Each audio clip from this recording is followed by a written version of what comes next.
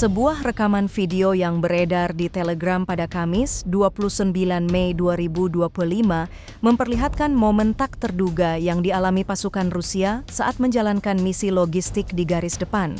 Dalam video tersebut, sekelompok tentara Rusia tampak mencari persediaan makanan di area pemukiman yang telah ditinggalkan.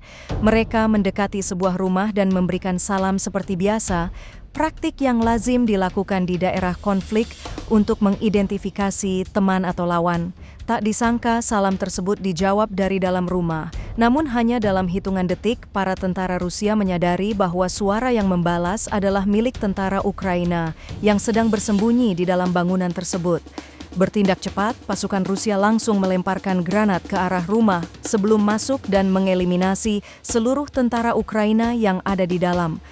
Peristiwa ini menjadi contoh nyata betapa cepat situasi di medan perang bisa berubah dan bagaimana insting tempur serta reaksi cepat dapat menjadi penentu keselamatan dalam pertempuran jarak dekat.